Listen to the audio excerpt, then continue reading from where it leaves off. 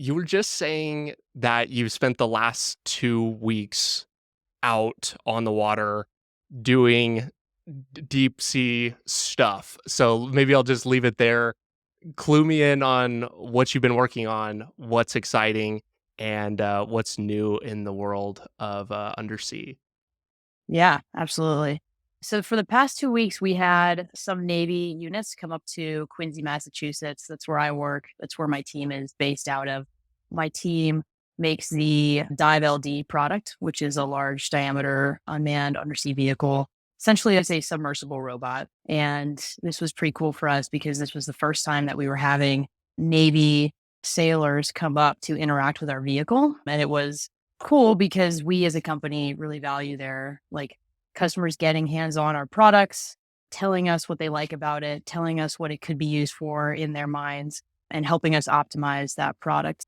I'm pretty stoked. The team had a phenomenal engagement with these Navy guys, and we got a lot of feedback from the customer about what they loved about the product. And it was really fulfilling seeing this happen because I met this team in 2020, the Dive Technologies team. And Dive Technologies came to Anduril and joined forces in 2021. And I was lucky enough to be brought over to their team.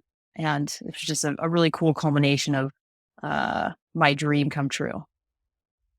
That's super interesting, and I can't even imagine that long in the works and finally being able to join, "Hey, here's the product and here's actually what it's gonna be used for." That's super exciting. Was there anything about the meeting or, like, what you spent the last couple weeks doing that was a surprise? Or, "Oh, we weren't expecting them to say something like that," or anything that came up that, I guess, took you off guard?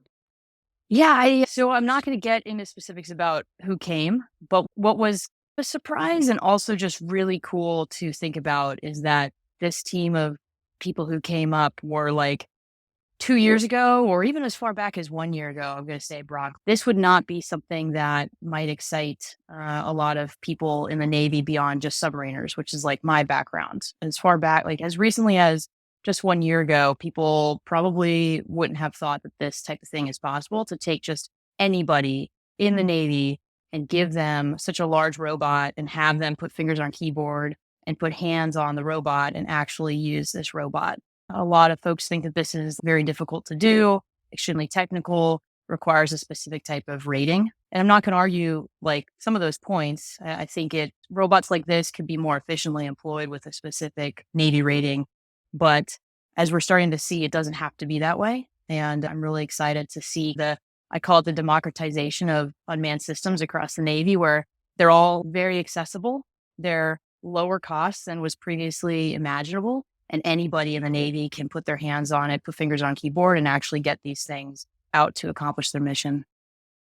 When you talk about a rating, what exactly does that mean? Can you describe the the context? I think I've got an idea, but I'd probably Yeah. rather hear it from you, just make sure we're on the same page.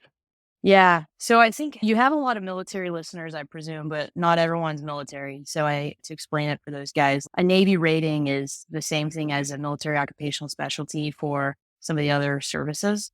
In the Navy, we've got ratings for people that go to schools to get advanced education on specific types of things. So like fire control system, sonar systems, aviation technicians like yourself. The Navy has started to see a need for people who are going to school to operate unmanned systems. Like the proliferation of unmanned systems and the availability and the lower decreasing cost of these systems has made it such that we need to start thinking deliberately about having people go to school to understand how unmanned systems work. There's a lot of commonalities across unmanned systems that you can start to teach people to specialize in these things. And then if they need to get more specialized on a specific type of system, maybe they go through an advanced course for that, such as an undersea robot or an aerial robot. So the Navy's starting to come up with this unmanned systems rating where these folks can go to school to learn about how, in general, unmanned systems work, how they support the warfighter, commonalities such as communications pathways. I imagine probably some maintenance aspects as well. And I'm excited to see that rating start to emerge and start to fill out all of our existing commands across the Navy that are now like having robots replace some of the functions that humans maybe shouldn't need to do anymore so that humans can focus on more important things. As a past and I guess current in the reserve aspect submariner, what excites you the most about the Navy adopting technology like this? There we can maybe get into some of the use cases of the Dive LD, but what to you from like the Navy perspective is, oh, this will be really cool and either maybe like a replacement or a supplement to something that we are already doing? Yeah, this is why this is such a dream job for me. Get to play I both so I sides of the fence. Yeah, exactly. I was on a submarine, the USS Georgia. It was a guided missile submarine based out of Kings Bay, Georgia. We had a dry deck shelter. A dry deck shelter is essentially a bolt-on cylinder that can be put on the back of a submarine and flooded up with water and have the door open to release things like divers, combat swimmers, SEAL delivery vehicles, or undersea robots. And I was privileged enough to serve on the submarine, see how those operations work, and then also go for my next tour, go to an undersea SEAL team that was also doing these operations. I had to work a lot to manage the manning, the qualifications aspects at this command of like, all right, we have to, in order to get one robot out of the dry deck shelter, we need 20 to 24 people, like a team of divers, probably around 12, but you need to like account for injuries and sickness and people who can't do it back to back. And we need to put them on a submarine. And then on top of that, the whole evolution to flood the shelter up, first cover the submarine, open the door, put people in harm's way to accomplish a mission. Like it's just, it's manning and cost prohibitive. And having a capability that can decouple itself from needing to use a submarine, which is an extremely expensive national asset, and decouple itself from having to use that many people to accomplish this mission is pretty cool. And I really like to see the advances on the commercial side where we're now having more ability to get longer range, more proliferated unmanned systems to decouple itself from manned platforms such as submarines. I That's gotta be so cool, like you said, to play on both sides. You're in the Navy and able to talk to peers about, "Hey, these types of things are coming," and, like, how and maybe even probably in some aspect, influence prerequisites, manning requirements, and, like, documentation about how the adoption of those processes will go.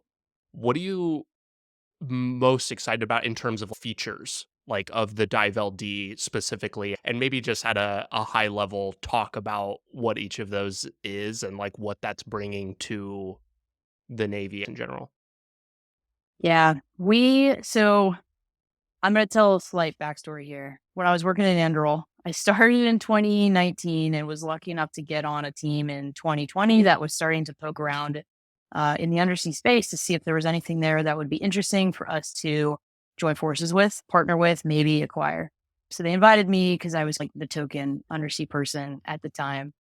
And so we talked to a few companies, but the dive technologies guys just really blew us away. Everything about their approach really matched exactly with the way that Andrew likes to think about things, which is let's make a robot that is modular, that can be a truck for our customers, that our customers can decide whatever they want to put on this vehicle to accomplish their specific mission. The dive technologies team understood that you're not just going to make a robot that does one thing and be able to really make an impact there. You have customers who use robots for different missions, and they wanted to design something that would make it easy for customers to do that kind of like modular snap on the sensors or do something different with. And also at a price point that would enable a lot of customers to have access to this thing and buy them at a scale that would make a bigger impact. That's what excites me about this product. This product is, to get into specifics, was designed so that it doesn't have to be as costly. It's a submarine, but it's water entrainable, which means the whole thing is not a pressure vessel. A lot of other unmanned undersea robots are an enclosed, like big metal container. So to be able to make changes to that metal container is to get new stuff in there is hard to maintain. You have to retest the thing. It's like really hard to adjust things inside of there. Ours is just a skeleton. It's got like some, we call them fairings, but they're essentially like the skin of the vehicle. And you could put really anything you want in there. And we've minimized the amount of those metal enclosures to make it easier to work with. It sounds and the way that it's presented on Anduril's website and the way that people talk about it, it seems super high utility. It's like, how can we create something for a very specific area being undersea, but also be so valuable, like, that it would almost be stupid not to adopt it. Like, that's what it seems like Yeah. when I'm watching the videos. I'm like, "Oh, look at all these things that are great, and nobody else does this, so it's a no-brainer." And does that kind of does that align with maybe Anduril's, like, kind of building philosophy of building something so good that they don't really have the choice to buy it? Yeah.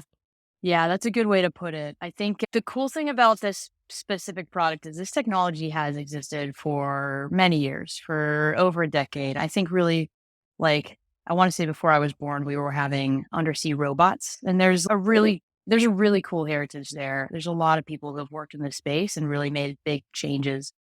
I personally was frustrated coming from the submarine force, going to the Navy Undersea SEAL team, and understanding like what exists right there, like right now, at the time, this is 2019, what exists in terms of other types of robots, like aerial robots, ground robots, like just the advances in machine perception, artificial intelligence.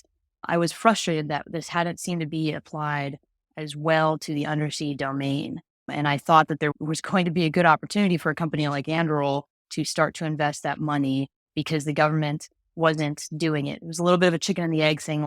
The military didn't trust this technology, therefore wasn't going to invest a lot into it, or just thought it was like not able to be used in the ways that it could be used.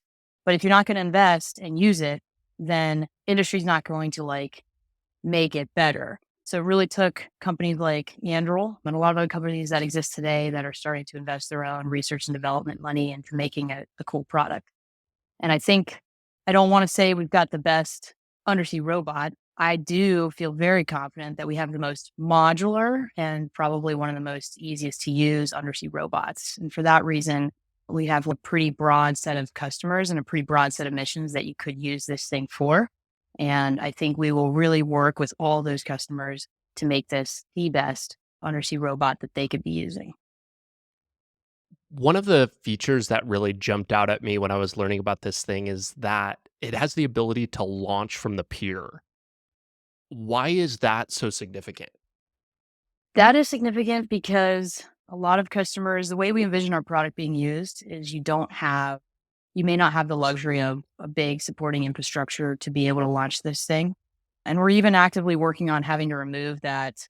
Right now, it's a crane launch capability. So you can pick it up off the ground and just put it in the water. But we are actively working on creating a sled release. So essentially, just put this on the back of a trailer that your Ford F 150 can take, or name whatever military vehicle that you have, back it down a boat ramp or some sort of gradient on the beach that allows for this, and then just release the vehicle. That's important because the military needs to, retain its agility, especially when you think about areas that we might be operating in the future. And you can't afford to have to need a crane wherever you go. You have to be able to put this on the back of an airplane, get it to where you need to get it, and then quickly put it into the water without any existing supporting infrastructure. I also imagine from like a development standpoint too, like it is much quicker to go and test something when you can just like literally pick it up and drop it in the water rather than having to, oh, we need a boat, we need to tow this out, we need to put it onto a boat and haul it out there that Yeah. way, or a plane, as you said. That Yeah. probably makes the development of that much, much quicker. That's super interesting. And as I've been preparing for this conversation and talking to you, I will, I think, adopt, not that I wasn't before, but adopt a phrase you use of being bullish on undersea things. Yeah. It's a really exciting topic and something interesting I see that and I'm like, I'm glad that the US is fostering that type of thing. I would hate to see that in the hands of our enemies. Yeah. I'm super bullish there. I'm obviously biased, but I do think that we've got a big competitive edge in undersea. Like we do this better than anyone in the world. And I do think we need to keep our investment high, not just in the unmanned, but which is like right for investment. But I do think we need to continue to invest in the people that are working in the undersea space, such as our submariners and all the people that support submariners. One of the things that you had told me that you wanted to get into is why or what makes submariners tick exactly. Yeah. So I was lucky to be the second submarine officer on my ship, the USS Georgia. The reason that I went into submarines was because I felt that it matched my personality and I felt that it would keep me fulfilled. And I want to get into that because it'll answer your question. So, what makes submariners tick? I was an aerospace major at the academy. Like 95% of my aerospace major classmates were going to go pilots. Like most of our instructors were pilots. And when it came time for me to decide, it's like your junior year that everyone starts to think about what they want to service select. You can be a pilot, you can be surface warfare, you can be a submariner, you can be a Marine, EOD, Navy SEAL, etc. Submariners do this thing where they early select people into the submarine force because they need to assess how many people volunteered and then fill any gaps with people who need to be voluntold to do it. So, second class, my junior year was the year that essentially I had to make my decision. I called a lot of my mentors. I called people who had like upperclassmen that I had worked with in college, called them to see how their training was going. I called a couple people who went submarines and I called a couple people who went aviation. And I remember the aviators were like, man, this is awesome. This is like the best job in the world. I just finished a solo flight from like coast to coast. I get to see like the sun going down over the curvature of the earth. There's nothing better in the world than this job. And I called my submarine mentors and I was like, how's it going? And they were like, there's a lot of studying. All I see is the walls of the classroom all day long for 10, 12 hours a day because they were studying nuclear power theory. And they're like, but I really like the people. And my instructors keep telling me how great it is to serve with submariners and crewmen and just how fulfilling and gratifying that is. And so there wasn't really, for me, it came down to knowing in my heart that was what was going to motivate me. As fun as being an aviator sounded and could have been, maybe, I knew that what drives me is being able to work with awesome teams and really like capable people. And that's why I chose being a submariner. It's just the type of people who go submarines are there to work hard. They have a high level of ownership. They really truly believe in the mission and they really truly support each other. And that's what makes submariners tick. When you have spent like large stretches on the sub, how is morale? That's something that I always wondered because we have the upside part or above water navy. I'm like, where am I at in this? The above water navy, especially aviation folks like myself, we have a certain perception of the nuclear power people that work down below decks, and there is a very different culture that is bred into those different and all Yeah. demographics within the service in general. But was that tangible in a way that was exciting to you beyond you deciding what you were gonna do? Did you see that manifested itself once you actually made it out there, made it through all of the rigorous schooling that's required for that, and then made it actually onto the sub? Yeah, the morale is that's a tricky one. Morale is not great, but I think it's actually the low morale that makes us who we are. And I don't want to say this to dissuade anyone from being a submariner. I still take calls from young women who are in college trying to service select, and I tell them it's a hard job. It's really hard. And that's why I chose submarining. That's why anyone who's motivated by that type of work should choose submarining. It's not there are hard days, there are difficult days, and sometimes morale is low, but I actually think that's what makes it so meaningful because when you're serving with others and you're all just trying to get through it and do the mission, it really fortifies those bonds a lot. And so looking back, that experience, I remember like the low points, but with those low points, I got to know my submarine like sailors like family, right? I knew who their parents were, what they did. I knew about their families. We had a lot of jokes. We helped each other out. Those are the things that I think are priceless memories, and that's the reason that I chose to join the submarine force, was to do those hard things and go through hard days with people who are also there in it with you. Those difficult times sure do breed a sense of camaraderie that is difficult to replicate outside of extremely austere environments. Like there's a reason that the people that you meet in the military tend to be very good friends for that period of time that they're in your life.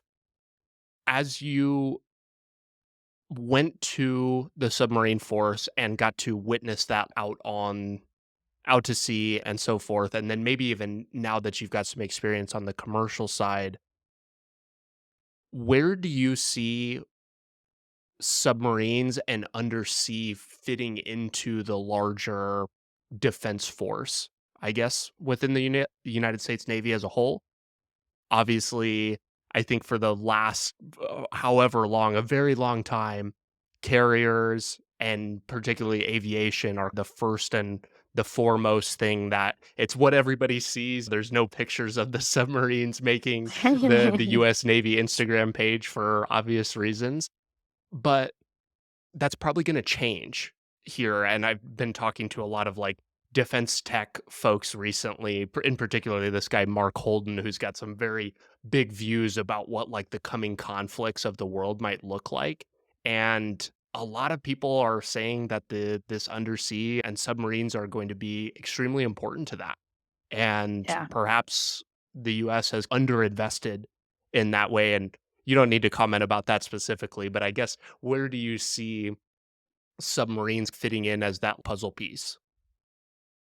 Submarines are unique because they are survivable. So they can operate pretty independently for very long periods of time, thanks to nuclear power. We have been trained really since the history of submarines to be able to operate as a single unit. We don't require, like a submarine doesn't require supporting other type of ship to be able to provide cover or to be able to do reconnaissance for the submarine. The submarine is an independent unit where it operates on its own. We call it like the kind of it's the hunter killer unit. Submarines are busy right now helping to prepare us for any sort of future conflict. And simply the capabilities that a submarine has, and the United States' continued investment in new submarine classes is in itself a big deterrent. I see that. To break it down for folks who are less familiar with the Navy's composition and unique capabilities that certain types of platforms have, imagine imagine that there's an area in the world where if you are spotted, you are like useless. You can't operate inside of an area that has like a lot of radars, it has satellites. If an enemy can target you, you're going to have a really hard time operating inside this area. Submarines obviously have an advantage there because they can't be seen most of the time. It takes really advanced sensors to find submarines. And so that's why submarines are one of the few assets right now that can get inside of this. We call it the contested area, and and because they can operate independently, they can on their own target certain things that are harmful to us. They can pick up sensors, they can listen to things. Submarines are incredibly hard to find, and these days they can cover down on a lot of different missions. With that said, what is the biggest threat to submarines? Is it other subs or is it yeah, I'm not even sure. Yeah. So this is like a top water Navy question for sure. It's probably very basic, but humor me a little bit on this. Yeah. The biggest threat to submarines right now is submarines having to reveal themselves. So submarines have to every now and then establish communications. So we come up to what we call periscope depth, which is where we can throw up our communication masts out of the water to receive communications from satellites or from other types of radio frequency emitters. We're very vulnerable right then because we are like just having anything out of the water creates a radar signature on the surface of the water.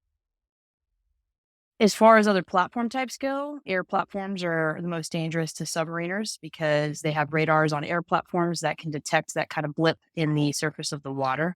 But if you can imagine, like there might be a world in the future where submarines don't need to put a mast out of the water to establish communications. There might be in the future, some company could work on something that would have to just eliminate the need to do that, where a submarine could just operate all the time underwater and use other types of sensors to relay messages.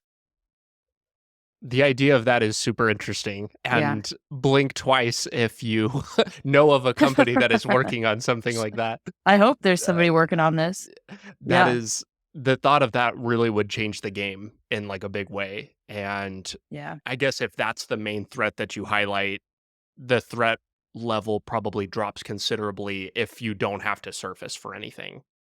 Yeah. Is there a certain period of time or a frequency in which you do need to hit that every so often in order to, like you said, establish communications or meet any of those things? Or is the ability to continue to operate without that part of what makes them so powerful?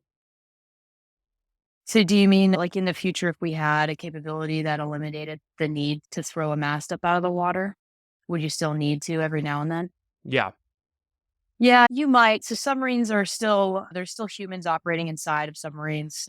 Things happen to humans. Stuff breaks, so the submarine might need to leave the area that it's operating in to pick up new parts for something that broke, or maybe somebody injured themselves and the submarine needs to leave the area right away to get that person off. And then, of course, like every 3 months, you need more food.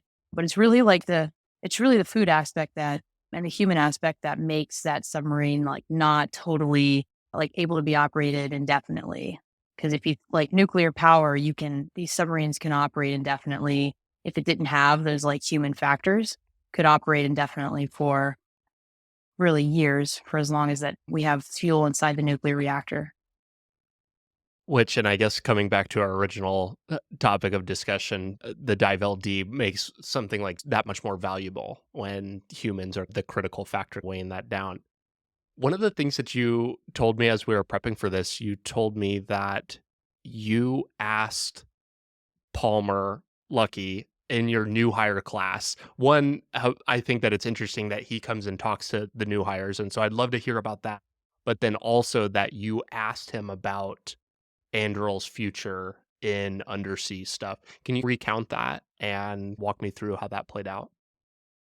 Yeah. So Palmer still does the onboarding for new hires. It's amazing. I think the world of that because it shows that he cares to every month or however often we do our onboarding. He makes time out of his day to come and talk to the class of people and convey to them just how important working at Anduril is to national security.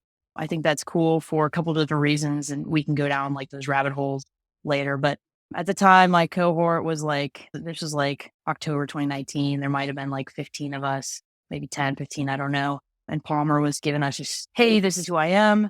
I started Oculus. I like went to Facebook, sold Oculus to Facebook, got fired, started working in the VA in virtual reality because I had virtual reality, wanted to keep tinkering with that, and I became really just shocked at how like bad the military acquisition system was and how it impeded people from making a big impact with technology that already existed, like virtual reality.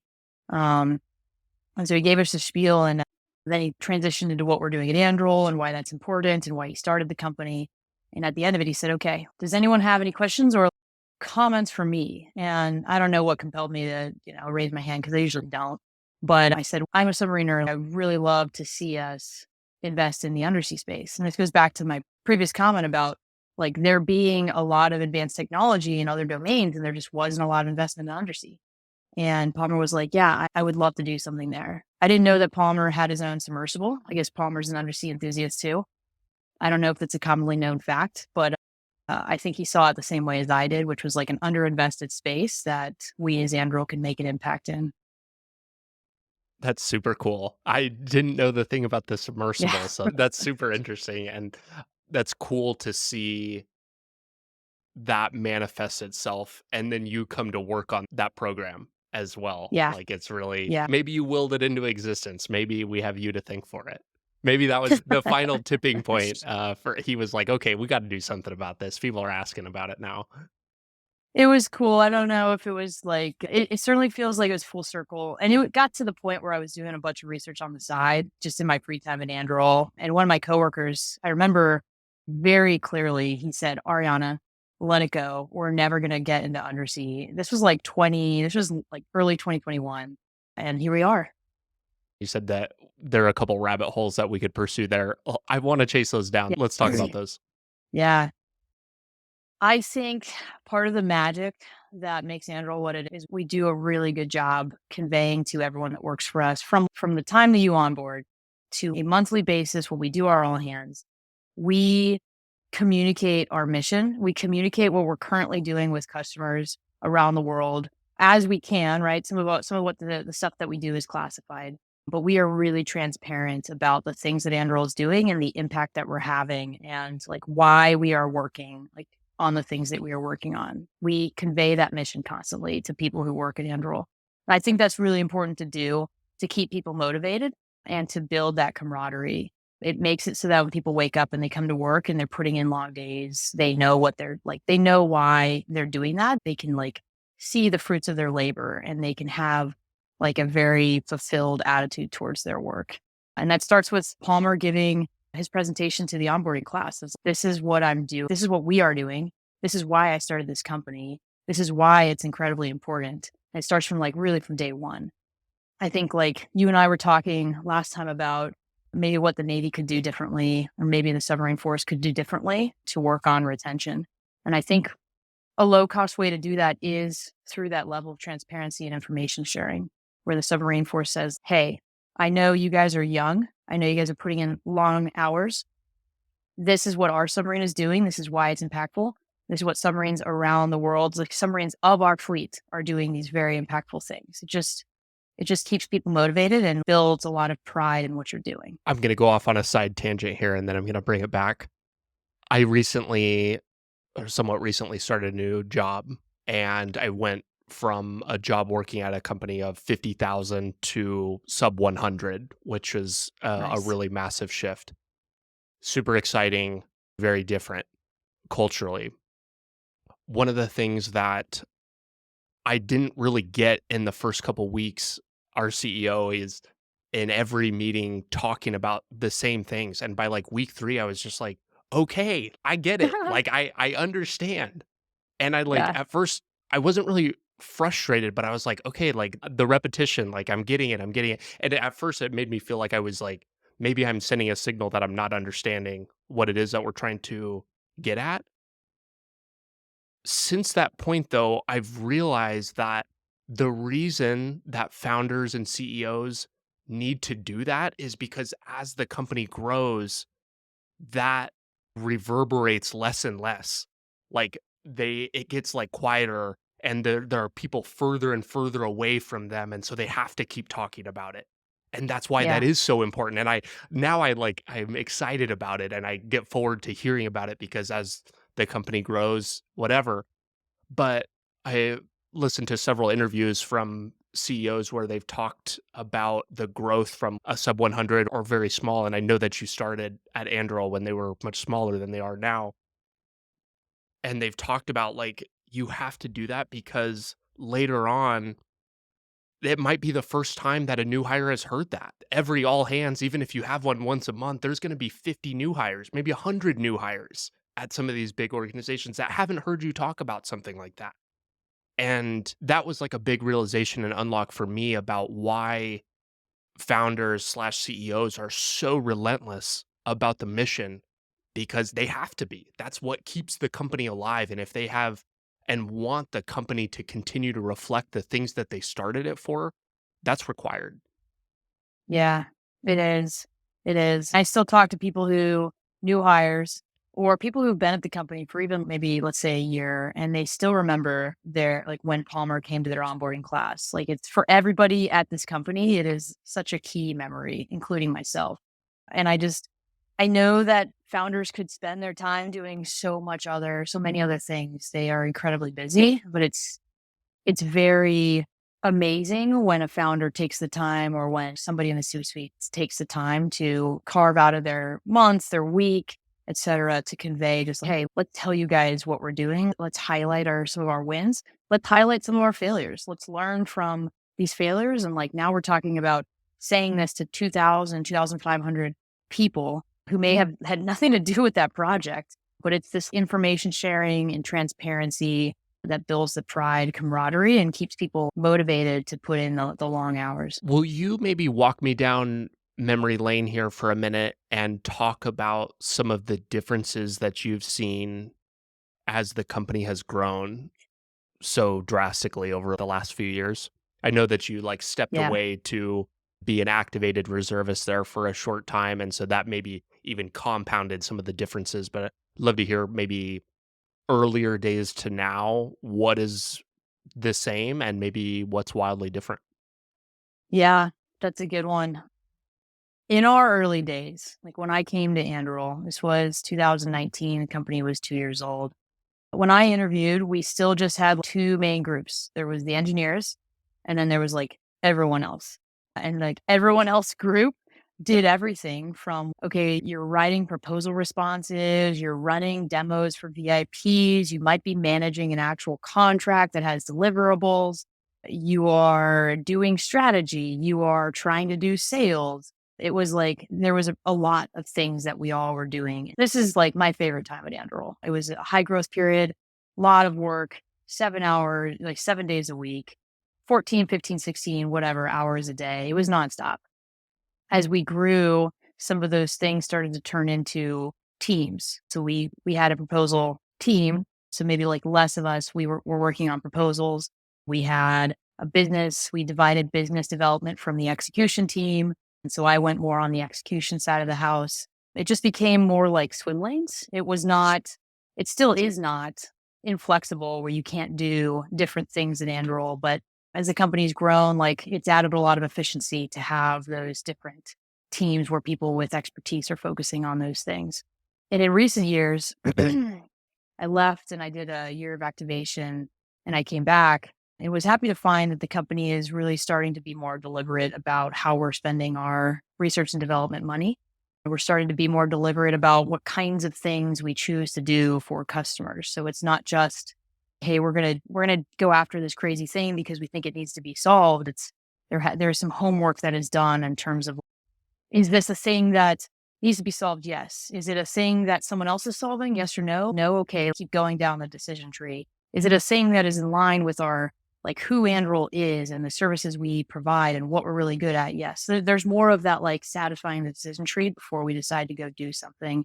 And I think you mentioned Palmer's podcast that came out a couple weeks ago and he outlines this decision tree. But just as a company, we're starting to become more mature and having more process for things. It, again, is not prohibitive, but is good to solve problems that are worth solving in more of an efficient manner.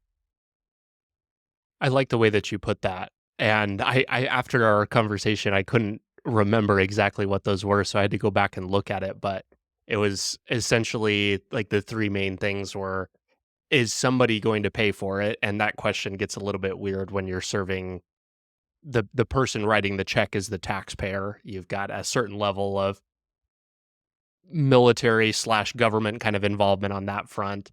There needs to be like a need for the product, like in a material way of this serves a specific problem. And then also who else is in the space and why can we do it better? And Yeah. that conversation was with Patrick O'Shaughnessy. I'm going to have to link that in the show notes because the way that he lays that out is a really great framework for thinking about how everybody ought to solve problems. And Yeah. that's very first principle esque thinking. Yeah. Totally.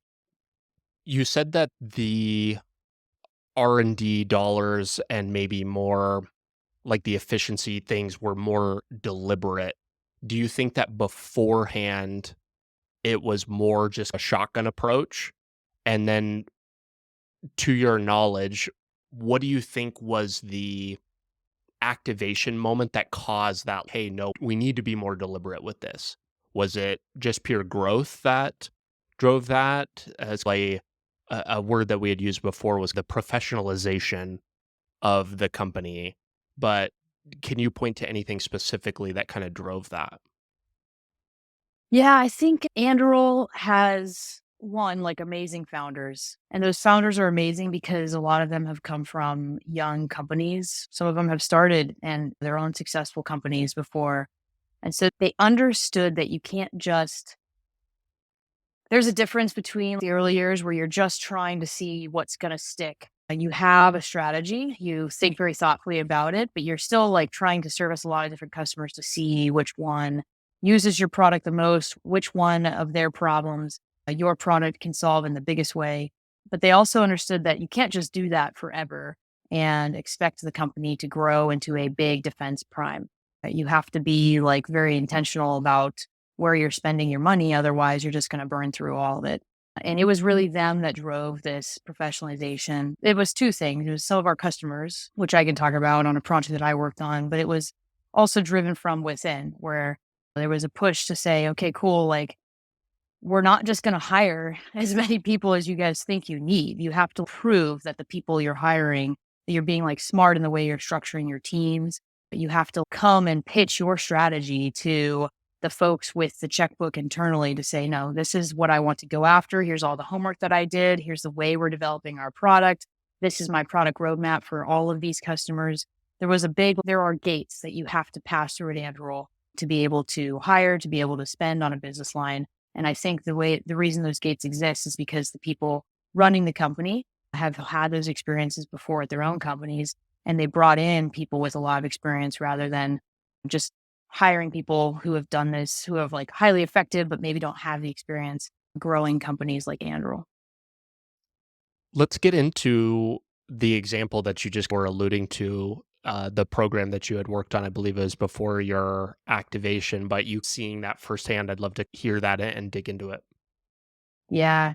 So I was, as I said, my first year at Anduril, super fulfilling, very high growth, a lot of fun with the projects that I was doing with our customers. My second year at Anduril was developing a product, was taking an existing product and making it maritime domain awareness focused, which was a blast as well. But then I was asked to lead this big strategic project for the Marine Corps to deliver counter drone solutions at Marine Corps bases. And this was one of our first projects that actually involved a program office. So, an acquisition program office with contracting officers who are very experienced in managing capabilities, managing acquisition programs, working with vendors. In short, like they had high expectations and we didn't have a lot of experience working with folks who were demanding in that way.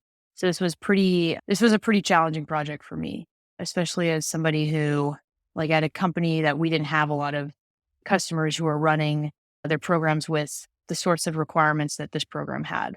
As an example, they gave us a requirements list when we got on contract and they said, cool, here's 200 requirements that you have to make your product like match. And we had just like never gotten a 200 plus requirements list to make our product do. And they said, also, you owe us like 7 reports monthly that you have to write, which was another thing that we just had never been exposed to at the time. So it was challenging. It was hard work. It was frustrating at that time at the company where I was looking around and it didn't seem like everyone else had the same type of customer as I did. It was like very administrative, very tedious. It took a long time to build trust with that customer because we were a young company and they didn't quite like the way that we were fulfilling those deliverables may have not been what they expected from like I don't know, like a Northrop or a Raytheon or a Boeing, right? But it was a really good experience for me and it was a really good experience for the company to start to get those types of customers. How did going through that and having maybe steeper requirements or a more professional type of customer change how you do work or manage something in the future? Yeah, it was eye-opening for me, and I think some other people on the business line, because this customer needed us to start to show data on how we were improving our product, show data on the effectiveness of our product, provide them metrics that justified that we were delivering against all aspects of the contract. Previously, we had just been able to say, look, like the product works, it's solving your mission. Here's some examples of the way this product is helping your sailors or airmen, Marines. Here is an example of a capture or something that, positive that happened that saved somebody's like XYZ, right? In this case, we couldn't just give them like storyboards that had like wins that the product accomplished. We couldn't just point them to a Marine that said, "Don't you love our product?" It had to have like actually like data that justified, no, your product works 90% of the 100% of the time that it's turned on. Your product can actually detect 90% of drones when drones are flown against.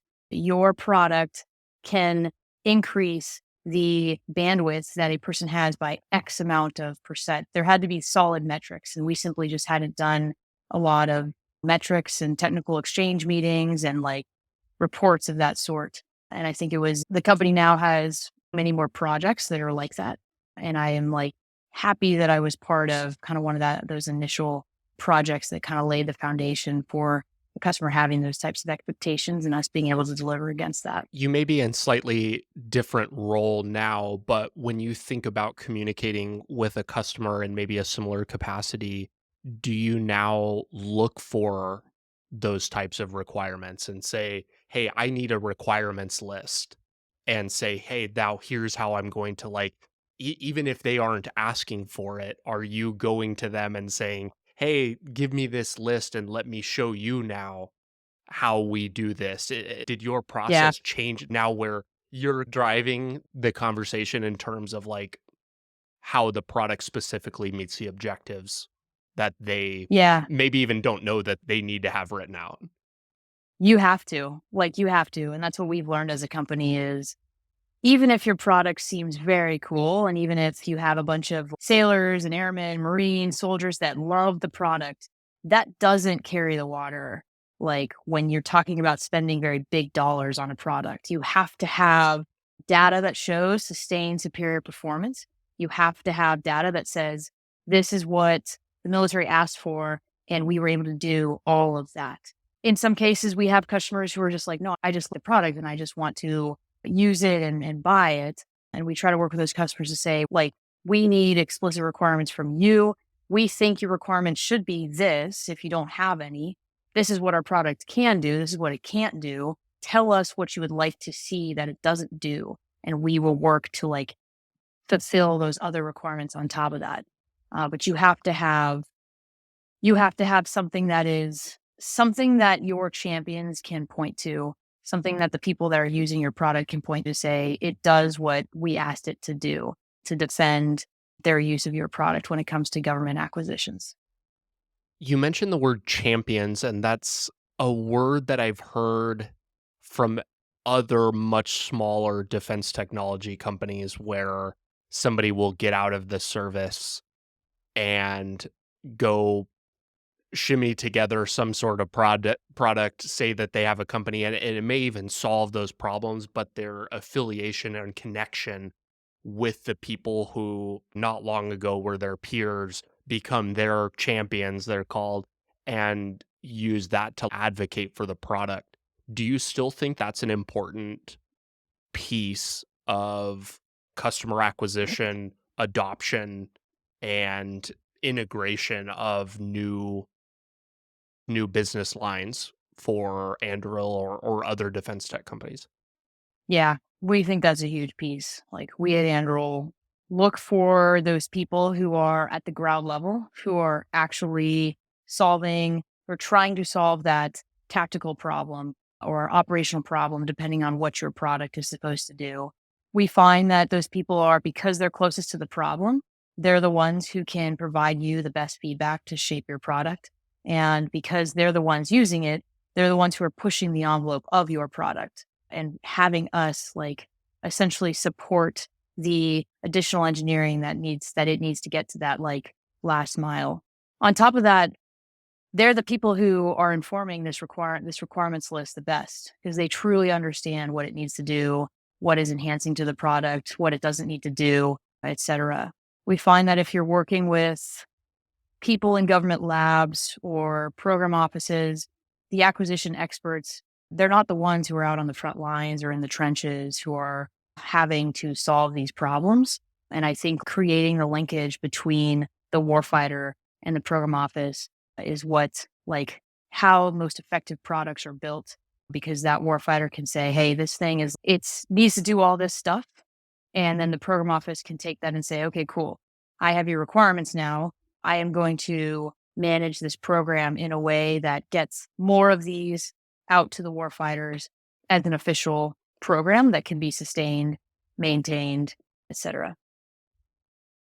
It's such a interesting line to walk, especially with defense, because as we just jumped back on both sides of the fence here, we anecdotal data is extremely important because I don't know how many times being in the Navy or probably any branch, I'm sure everybody experiences it to some degree, how many products or things that you have laying around in your shop that supposedly meet a requirement on paper, but don't actually solve a problem for XX reason. Like it's either Yeah. hard to use or there's something that's better, that's a lot cheaper or easier to manage. And then, that's the anecdotal data where, hey, like these are the problems that I have, and here's how the product can fill my needs. But it also, like, the data aspect is what you need likely from the higher ups, the people who are writing the checks, as they're not the ones interacting with the product. And so they need to see how on paper it meets these requirements. And I think in a lot of traditional defense primes, like their focus is extremely on one side. And I think it's probably pretty obvious which is which. Yeah. Yeah, I think I wish there was better connected tissue between the warfighter and the acquisition program offices. I think we do a good job as a company making products that actually matter and that solve problems because we get them in the hands of the warfighters. If I were to be on a product that I gave to a warfighter and he was like, look, this is just not useful. Like something else does this better. It's hard to use, etc. I don't think Anduril would try would Anduril's definitely not the company that would try to push that product down their throats. I think that's the part of our secret sauce is that we actually do get our products as much as we can. We try to get it out in the hands of the warfighters. We try to do combat validations. We try to put our products in the actual scenarios that they're intended to be used so that we can seek feedback from the warfighter, make the changes that need to be made, and like when we're working with the program office, we believe very intensely that it is the right product for the mission. Like when we started our conversation at the beginning, like I had students who were coming to put their hands on the product, put their fingers on the keyboard and actually use it. And part of those 3 days on the water this week was to gather their feedback and say, look, does this meet your mission? And what else can we do with our product to make it meet your mission better? Has an understanding from the commercial side informed how you or other people in the Navy or any branch might advocate for better technology and better products? Yeah. Let's see. Can you rephrase the question? From Anduril's perspective, you're coming to like the last couple weeks, you're having them put their hands on the product, you're having them test it, you have your requirements list, and you're making sure that it's meeting these things. Anduril hat off, Navy hat on for a minute. Yeah. You are working with equipment and tools and things that are not meeting what they should be. You're doing maintenance and you're overseeing maintenance, doing all of these things where you're working with stuff that may not exactly solve the problem. Has spending time at Anduril informed how you, while in the Navy, could better advocate for tools and resources that better serve the mission? 100%. My time at Anduril has shown me how powerful a person at, let's say, a tactical unit in Navy terms, this would be called like an echelon 4 unit, like small command, who is at the tip of the spear of that mission. My time at Anduril has shown me that those people are incredibly impactful. They actually have a lot more like leverage than they think they have. They can go out, find a product, bring it back, brief their chain of command and say, look, like this thing is going to make a difference to my unit. It is going to make a difference to our mission. Here's like a list of theater requirements. We talked about like these lists of requirements. There are Navy key operational problems. There are theater operational problems that need to be solved. And these unit commanders can point to these things and say, this product can do XYZ. It can solve theater requirement 1.2 and 1.5 and whatever. Those guys can also go to their requirements holders and say, I would like to do a CRADA with this vendor, or I would like to take this thing on a combat deployment. What do I need to do to make that happen? Essentially, it's being an entrepreneur, but inside of the military. And even when I was in the military, I didn't know that was an option. But I've come across, Anduril, have worked with many of these kind of entrepreneurial minded active duty members who see the options. They go out and they find ways to do this, and they're incredibly powerful, like leading from within and having their service reap the benefits of new technology. Do you think that's possible in larger, what did you call them, non-echelon 4 units?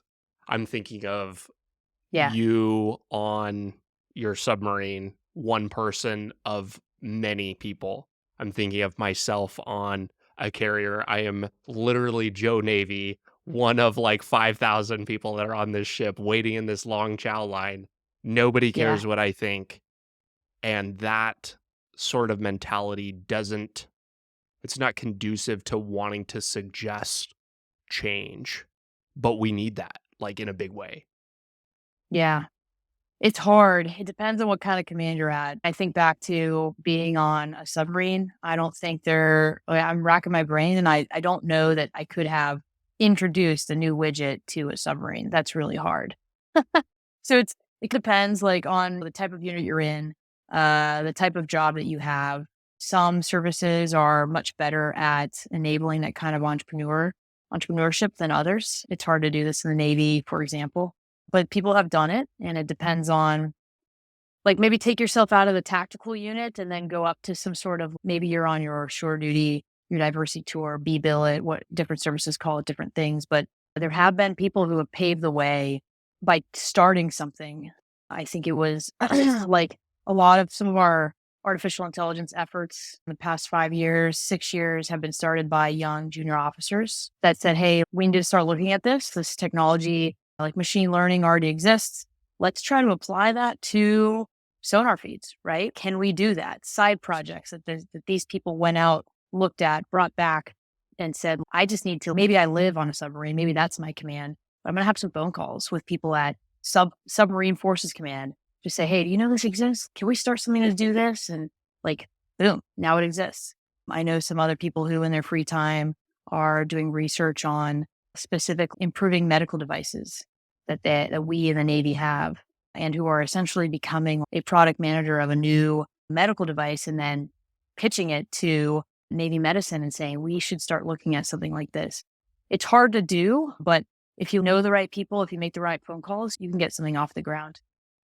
I think that's encouraging, and I hope that people can look at it that way. Like I said, it's very easy to feel like your voice maybe isn't heard, but we need people to advocate for better products. We need to introduce new things and try new things and be willing to fail a lot.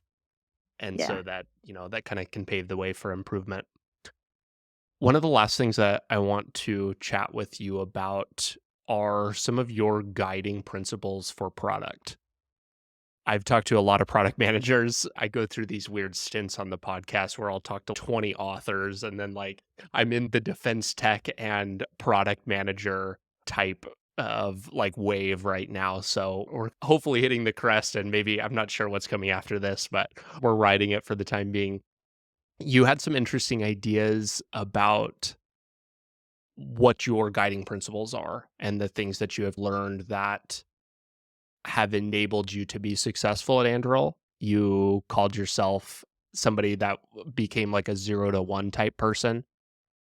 Let's start with what you think is the most important thing when maybe standing up a new idea or project, and then we'll layer it in from there.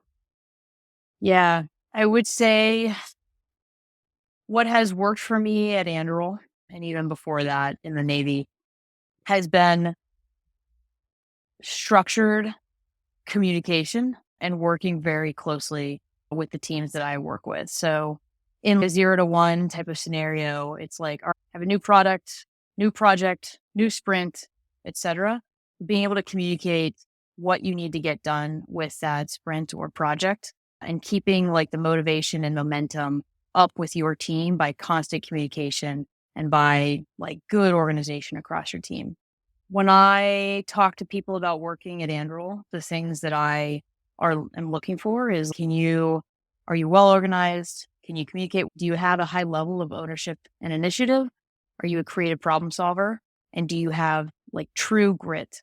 And then across those 5 things, you need to be a deck plate leader, is what I call it. So somebody who is not afraid to like get down with the team, roll up your sleeves, show that you can do the work that you're asking your team to do, and really be curious about the problems that they're up against, what they're solving, what they're working on, etc.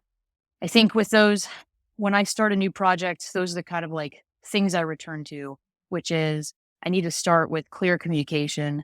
I need to like outline for everyone the mission and how we're going to get to it, like how we're going to organize ourselves around the mission.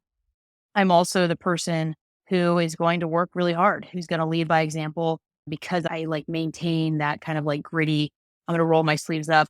I'm going to like work just as hard or harder probably than maybe needs to happen. Maybe I'm being like inefficient because I'm spending time on things that I might not need to spend time with simply because I'm getting to know the team and I'm like getting to show people that I'm in it with them. I'm in the trenches too.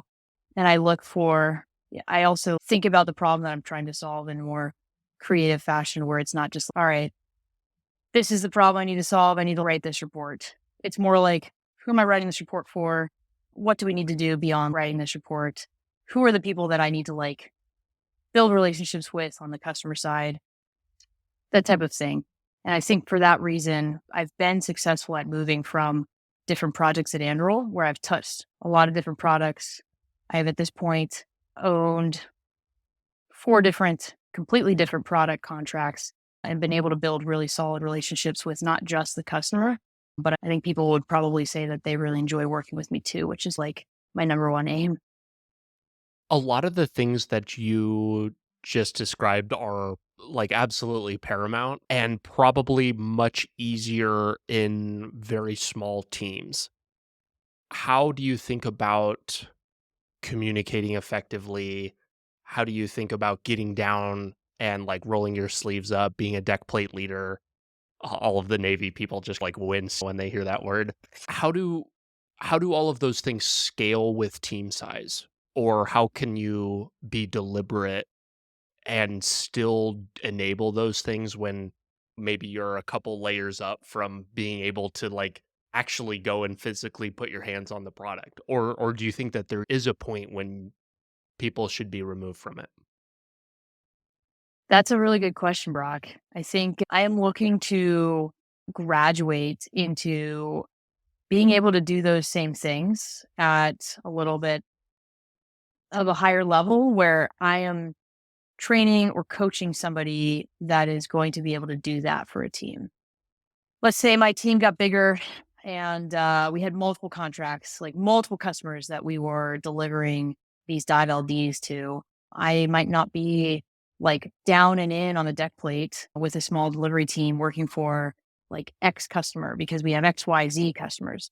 But I think you still are able to keep people motivated and allow the person who is actually being the deck plate leader, you can allow that person to still be down and in with their team, to still be building that trust with their team and their customer by still communicating kind of the overarching vision every now and then. Like things that we talked about, the all hands calls, like kind of the frequent or the recurring types of communication where I say, look, we are enabling the future of undersea unmanned systems. Here's how we're doing it with XYZ customers. Here's how our product is fulfilling all the vision that we had set out for this specific product.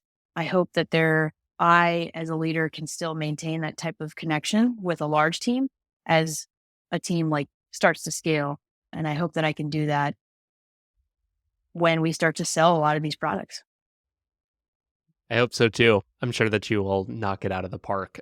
There is such a stark difference between like being a people manager and like being a more tangible, like I'm leading, but I'm also like we're peers at the same time too. And like individual contributor as opposed to manager, those Yeah. roles are very unique, each with their own challenges. What is the question or the subject that we didn't talk about today that I should have brought up? Subjects we didn't talk about today. I think what I would like to highlight is my philosophy as what has tied together my approach through all the jobs that I've worked in the Navy, my approach that has been consistent throughout the different projects that I've had at Anduril. A message that I'd like to deliver for anyone who's listening to this is something I think about a lot is Colonel John Boyd's statement at one point that are you gonna be someone or are you gonna do something? And I think it's not always like you don't have to, it's not like mutually exclusive that you can be someone and do something. But I like to think that like between the two, if I had to choose one, I would always choose to do something. And that goes back to like, sure, it was super alluring to think about myself as a pilot, like maybe in a jet, looking at the sunset as it was going down. But I didn't think that was going to like, for me, I didn't think that was going to make as big of an impact as I could on a submarine with a crew that I could have some sort of like connection with and hopefully be a good leader. For me, it was like that doing something was more important than maybe the image of being someone cool or doing something cool. And I've tried to use that as my North Star for the jobs that I choose, be it in the Navy and even on to Anduril.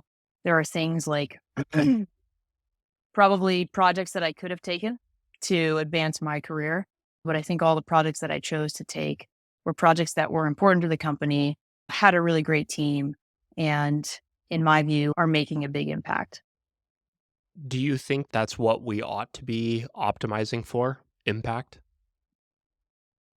I think it's certainly I think it's certainly a good metric to start with. People have different skills, and so people can make impact in different ways. There are things that I wouldn't be able to do as well as someone else. And like my talents and my experience make me particularly well suited to lead a program in the undersea space, for instance. But I was really inspired by Palmer's statement on that podcast a couple weeks ago, where he said, look, there were things that I could have done that were probably more fun than starting Anduril and working in the defense space, where it's quite challenging to like work with some types of customers. But I thought I could make a big impact there. I viewed like a very big gap. And I wanted to do this because I felt driven by the mission. And that really resonated with me. I think that if more people were to step outside of their ego a little bit or step outside of the way that they wish to be perceived about doing something cool or maybe even making a lot of money, I think that I think the world might look a little bit different. I think so too. It's extremely easy to just be making it. I'm not entirely sure what the right word is, but you're just putting out fires as they come, especially when it comes to your life. Things just pop up and you're like, "Oh, I guess I'll do that," and, "Oh, I'll take care of this," and, "Oh, I don't have time for that." And that lack of deliberate thought and action should be scary because I think that it's very easy to wake up after 70 or 80 years not having accomplished anything meaningful with your life. So, I agree with that in a big way. 100%. I do think I wish that I could spend more time surfing, but if I wake up 80 years from now and I look at my life, would I want to have a job that allowed me to go surfing every day and just live out of my van? I just don't, I'm not convinced that's the memory that I want to have. And when I look back and reflect on, hey, should I have been a pilot or should I have been a submarine officer? Like the memories that I have as a submarine officer and the things that I know I did mean much more to me than the idea that I like could have had a fun career in aviation. I'm going to paraphrase this quote because I'm terrible at remembering exacts, but there's this quote from Kevin Kelly. He talks about the reward for doing good work is more work. And there is the biggest misperception, especially in military people. I don't know what about it like entitles us to get out and just think that the rest of life is made. And it just is, it isn't. Like this is the beginning of the rest of the hard work and ways that you can have a even more meaningful impact than service, believe it or not, I think anyway. Yeah.